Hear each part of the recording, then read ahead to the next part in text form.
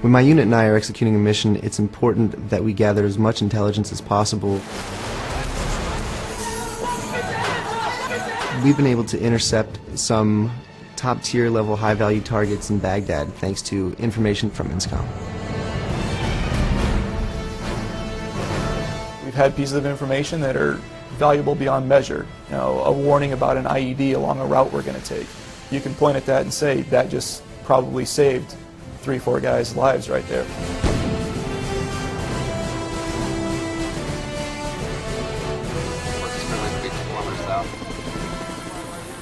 "30 years from now, when the history of the war we're in is written, I can guarantee that INSCOM's contributions will be similar to that of the Enigma machine from World War II. Things that INSCOM soldiers are doing today are key to successful operations in Afghanistan and Iraq."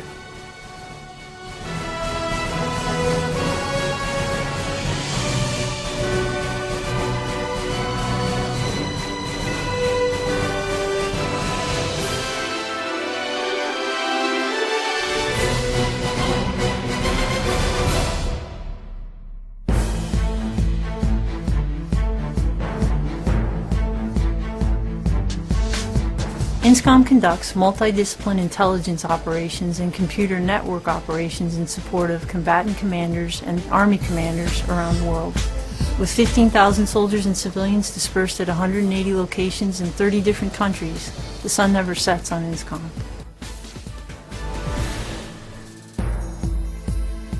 We're the Army's one-stop shop for intel.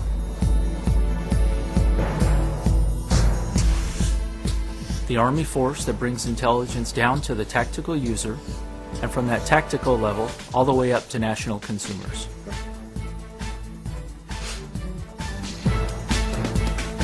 All of us have to become more relevant to today's fight while we continue to provide that long-term analytic overwatch. And no one does that better, in my view, than INSCOM. INSCOM's mission is pretty much just provide the intelligence that we need to go out and catch bad guys. It's pretty much what it boils down to. This is Red 6. We have an Apache inbound visual on BTR northeast of village. The better the information we have, the more bad guys we catch, and the more friendlies we keep alive. The role of INSCOM seems to be like they're in the background, but they're actually in the front. They play a part in every unit, whether the soldiers know it or not.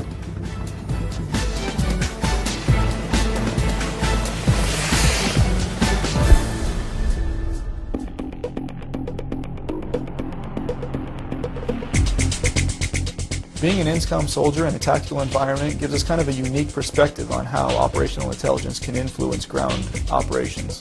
Target area is clear. 30 seconds to release. All right, first pass, gang. First pass. 2 F-18s, 1 pass coming in. It gives us a very personal stake in developing good intelligence and making sure it's used in the right way. Across every discipline, whether it's counterintelligence, signals intelligence, or human intelligence, INSCOM soldiers are there collecting and producing intelligence that is relevant to the commanders. Not just the tactical commanders in the forward formations, but also to the consumers of strategic intelligence, our national decision makers, both in the military and the national command. At any given time, a lot of INSCOM soldiers are deployed, but at the same time, everyone else in INSCOM is engaged in the fight every day. Our signals intelligence soldiers at places like Georgia, Texas, and Hawaii are locked in a struggle with the enemies and potential enemies of the United States. The Army forces that are deployed overseas fighting don't have enough personnel assets in theater to do all of the work that they need to do. Without the reach-back support, they wouldn't be able to have the intelligence that is necessary and critical to their success. We can send an email, it gets back here at the speed of light. So the information, the intelligence that they provide us, extremely valuable.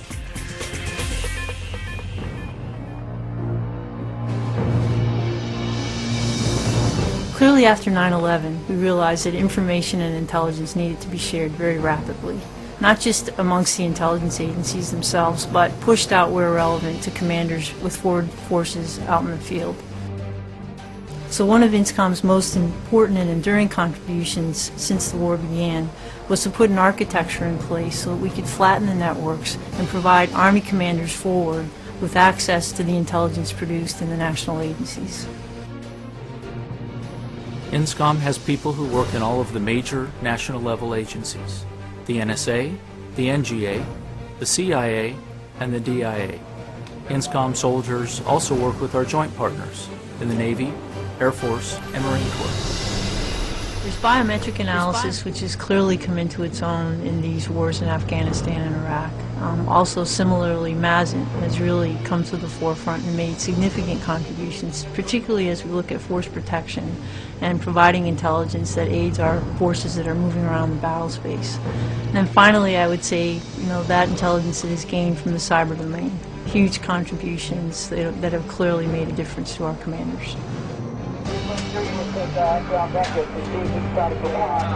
More than at any other time in our history, that soldier on patrol has greater access to intelligence that's relevant, timely, and essential to the success of his mission.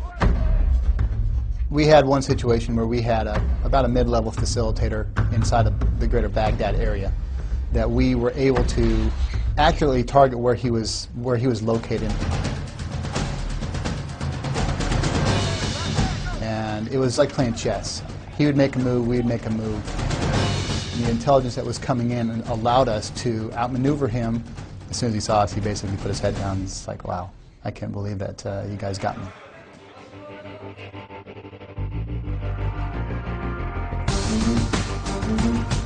In this day and age, one of the biggest challenges that we face is simply the pace of change, both with the technology and the conditions that we find with the enemy in the theater.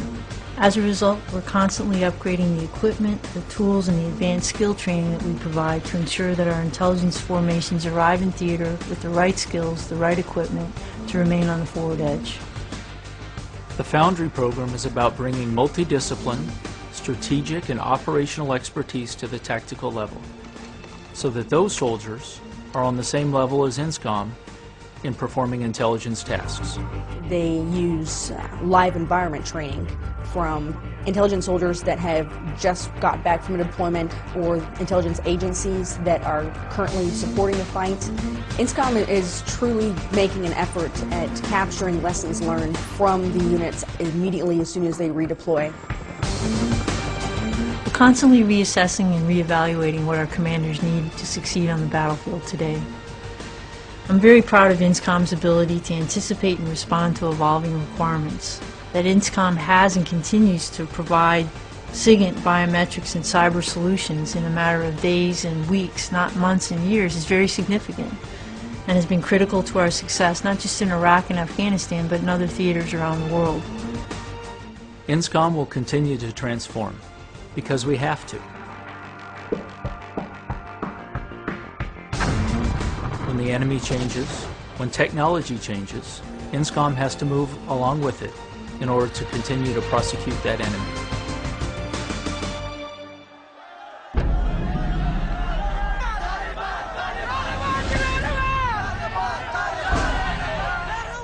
I think when you look at where we are today and where we're going to go, the intelligence challenges that we face are only going to grow more complex and will require greater cohesion, greater interoperability across our intelligence community.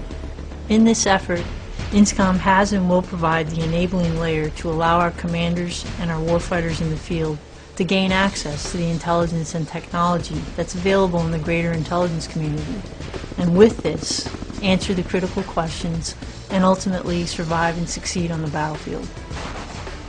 In a post-9/11 environment, we all seek to become more agile, more adaptable, more transparent amongst our activities and with our customers. And I don't see any piece of that intelligence community being more proactive, more forward-leaning, more innovative than INSCOM.